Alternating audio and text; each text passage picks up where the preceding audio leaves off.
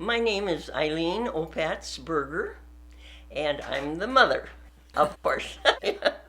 And I'm Joan Berger Bachman, and I'm the daughter. And we are the proud authors of a book that we're going to be talking about with you today called If Only You Would Ask.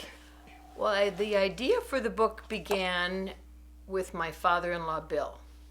Bill had made the decision to stay in his own home, to spend his last years in his own home. And he lived in Roseville, Minnesota, and I lived in Rochester, about 100 miles to the south. And as you know, winters in Minnesota can get very cold and very long. And so I had made the decision to go up and visit him every week. We'd sit at his kitchen table and I'd talk to him about what I'd been doing, what the children were doing, maybe what we had for dinner. I might have brought him a treat. And after about an hour, I'd give him a good hug and say, you hang in there and I'll see you next time.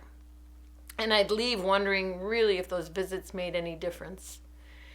And a couple of weeks later, I was with Mom and I was sharing that these visits with Bill were becoming so laborious and seemed like there was so little to talk about. It wasn't too long afterward that Mom, we must have been together again, gave me a notebook, and the notebook was full of questions. She said, take these with you and ask these questions to Bill. That might be kind of fun. So I took the questions, and with the intention of getting started, but Bill died not long after, and all of those questions never got asked.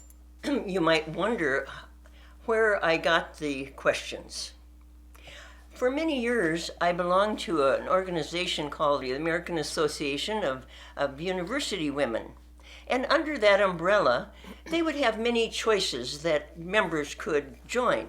Well, one of the choices was a group called Memories into Memoirs.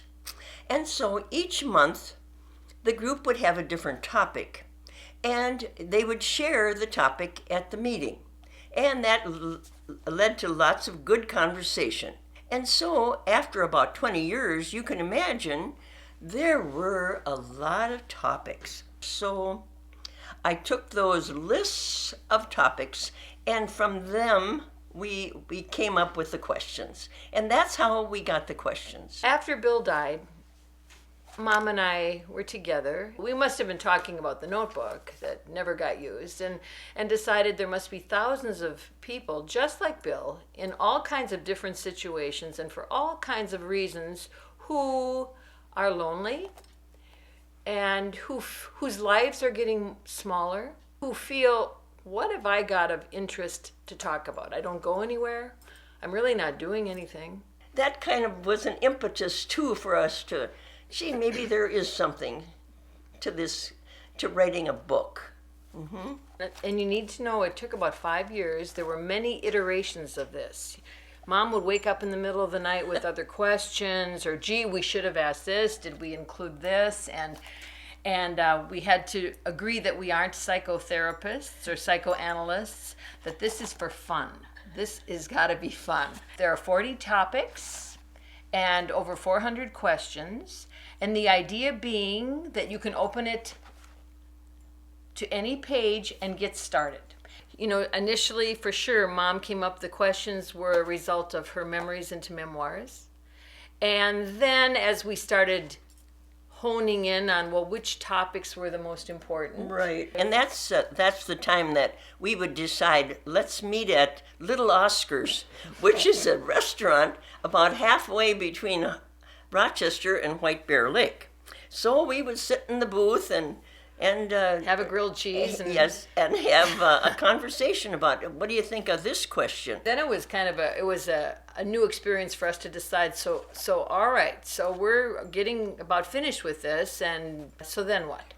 Yeah. Well, there were several options when you publish a book, and you can find somebody to buy it. Well, that was a big dream. Or you could get somebody to help you, or you self-publish. It was recommended to us to visit Wheatmark Publishers in Tucson, Arizona. So we met for lunch with the publisher and explained what we had in mind. And he gave us the okay, and that's how we started the process of whenever they got a order, then they print the book, they send the book. So it isn't that we would have to, print 1,000 books and send it out from our garage. Yeah. Right. Yeah. So just for fun, I'm going to show you, this is an example of a 2-page spread. Each topic has a 2-page spread. And every topic has a hook question. And the hook might be all you need to get started. And you're in charge. So if the conversation is rolling, go with it and enjoy it and save the other questions for another time. So, for example, topic number 6 is called high school years. And the hook question is, on a scale of 1 to 10, how would you rate your high school years? And if you needed additional guidance, some of the follow-ups, for example, are, describe your personality as a teen. What was the hardest part about being a teenager? With whom did you hang out? How did you feel about your parents?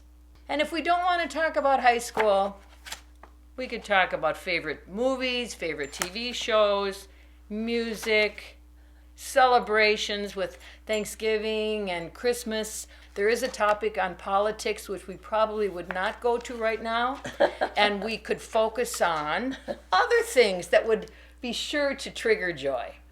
Originally, the book was written specifically to provide a resource to have quality conversations with the elderly. But as it turns out, there are many ways to use the book, which reminds me of a story I'd like to share that happened in Sun City West when we were at Mom's celebrating Easter. And we'd all just had a big dinner. My daughter and her young family were there. And all of a sudden, Mom comes in holding this book and said, we have to practice what we preach. And the family kind of rolls their eyes. She proceeded to ask a question about first jobs. Who remembers their first job? So it took a minute, and then my son-in-law Andrews told us the story of his first job as a dishwasher when he was 13 years old in a little restaurant. His father had lost his job and the money was tight. And it was just really interesting. We had no idea that had been one of his experiences. The next 2 hours passed quickly and interesting, and we left just all feeling a little more connected to each other. Everybody has a story. Maybe more than a story, but you've got to ask the right questions. There it is.